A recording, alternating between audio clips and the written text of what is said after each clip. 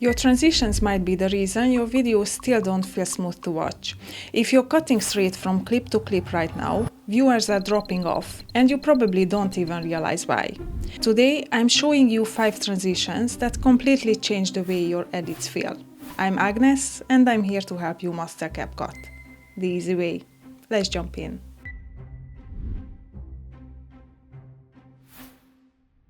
This first one is probably my favorite in this whole video. It uses a circle object to reveal your next clip in a really clean and dynamic way. And once you understand the logic, you can use it with almost any shapes you want. Start with your background on the bottom layer. I'm using one of our motion backgrounds here. Place the clip you want to reveal on the middle layer, then place your circle object on the top layer. I'm using one of our motion graphics here, and I masked the countdown timer out, so I have my circle object for this demonstration. Click on the middle layer, go to Video, Mask, Add Mask, and choose Circle. Resize it to match the size of your circle object. Then click on the top layer.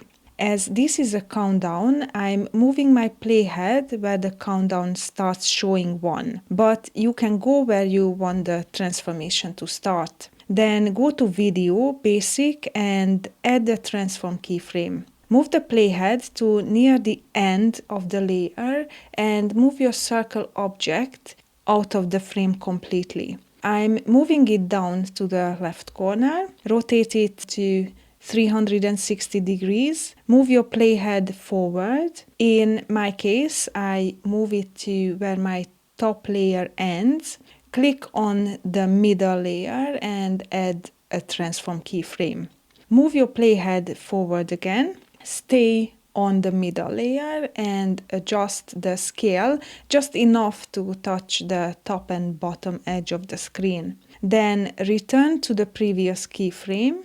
Go to Video, Mask, and add the Mask keyframe. Move to the last keyframe and adjust the size to reveal the entire clip. Right-click on the keyframe, show all presets and choose Cubic Ease. Add some motion blur around 50 and blend between 5 and 10. The Cubic Ease is what separates this from looking like a basic edit, so don't skip it.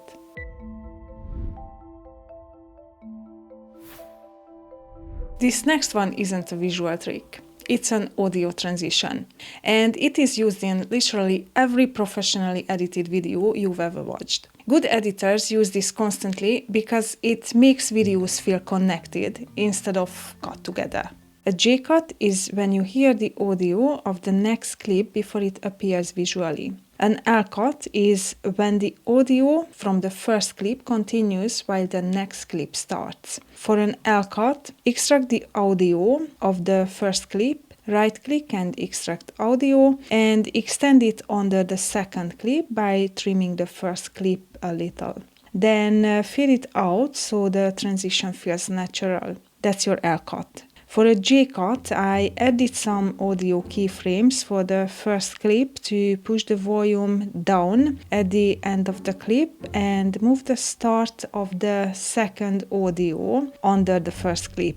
You can fade in the audio slightly for a smoother result. Once you start using J and R cuts, you genuinely cannot go back. Just a quick one before we carry on. If you want free access to use in your edits right now, there is a free creator starter pack at 𝗙𝗥𝗘𝗘. You get horizontal mats, social media mats, outline frames, an Apple loglat, and 15 CapCut effect tutorials. Each one is under a minute and designed to create the kind of scroll-stopping visual hooks that make people stop and watch. All free and link in the description.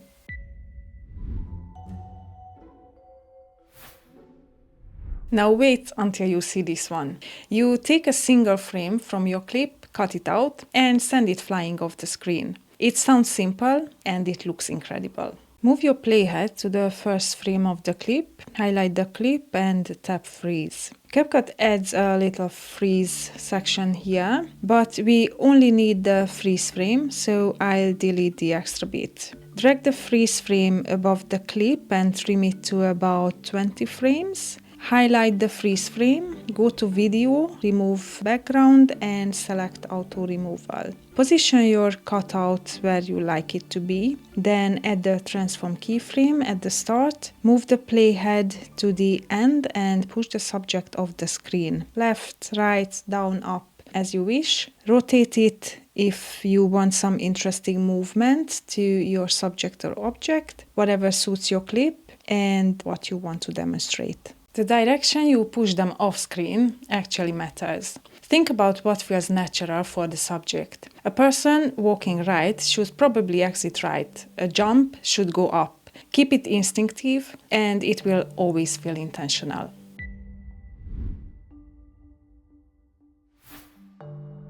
This next one works beautifully with drone footage or anything with horizontal movement. The reveal feels really smooth and editorial when you do it right. For this one, we use two clips. One is the main clip and the other is the overlay clip, starting a few seconds later, ideally with horizontal movement like drone footage. Highlight the overlay clip, go to Video, Mask, Add Mask and choose Film Strip. Adjust its size by closing it down, add some feathers and add the mask keyframe at the beginning of the overlay video. Move the playhead a few seconds forward, open up the mask all the way to reveal the overlay clip. We can add cubic ease by right-clicking and choosing Show All Presets to make the transition even smoother. 2 seconds is the sweet spot for that mask movement. If you go too fast, it loses its elegance.